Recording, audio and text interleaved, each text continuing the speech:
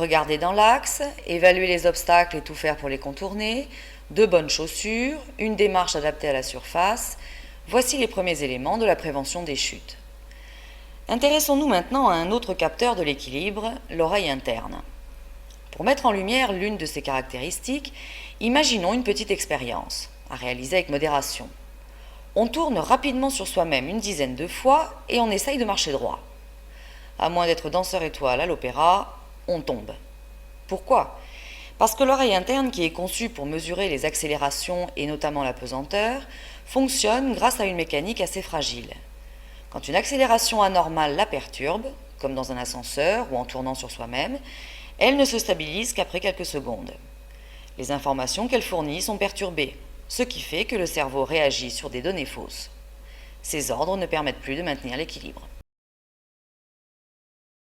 La conclusion logique de cette limite de l'oreille interne est qu'après tout déséquilibre, il est nécessaire de se laisser un temps de récupération. Après avoir failli tomber ou glisser, il est impératif de s'arrêter de marcher le temps que l'oreille interne retrouve son équilibre mécanique et puisse de nouveau faire son travail correctement. Manquer de tomber et repartir immédiatement, c'est le meilleur moyen de réussir à tomber pour de bon.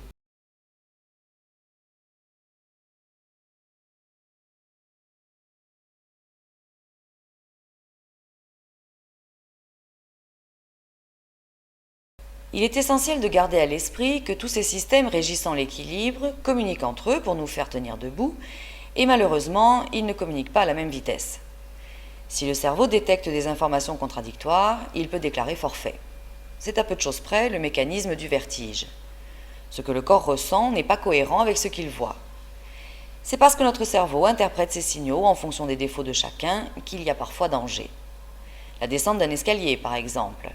Si l'on regarde trop loin en avant, l'information fournie par la vue est d'une part une différence de niveau et d'autre part le souvenir du nombre de marches.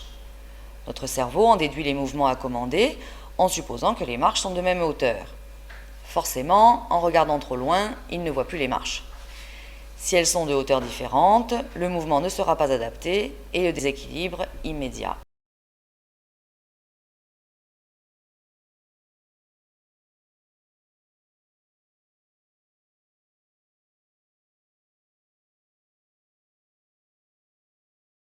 Descendre ou monter un escalier, c'est donc regarder la marche suivante et préférer s'assurer un point d'appui complémentaire en tenant la rampe. D'ailleurs, souvent, une marche d'une hauteur surprenante est peinte d'une couleur voyante. Cela attire le regard et permet donc d'envoyer au cerveau une information fiable, donc d'éviter la chute. On en déduit les règles de base de l'utilisation d'un escalier. Toujours porter le regard sur la marche suivante, se réserver une main libre pour la rampe. Donc l'utilisation d'un escalier, les bras chargés par un colis qui bouche la vue, est à proscrire absolument. Nous voici arrivés au terme de notre module de sensibilisation au risque de chute de plein pied. D'autres modules qui traitent de l'aménagement des postes de travail et de l'organisation personnelle évoquent d'autres aspects de la lutte contre les chutes et glissades. Il est vrai qu'un environnement adapté, propre et rangé, est un élément capital de la sécurité des déplacements. Néanmoins, au travail, comme dans la vie de tous les jours, le déplacement à pied, qui nous apparaît comme l'activité la plus naturelle et donc la plus sécurisante qui soit, ne l'est pas autant qu'on pense. Avoir conscience de la complexité des phénomènes impliqués dans la simple action de marcher nous rappelle que même quand tout paraît simple et évident, il existe des limites qu'il est dangereux d'approcher. Merci de votre attention et prenez soin de vous. Donc, pensez sécurité.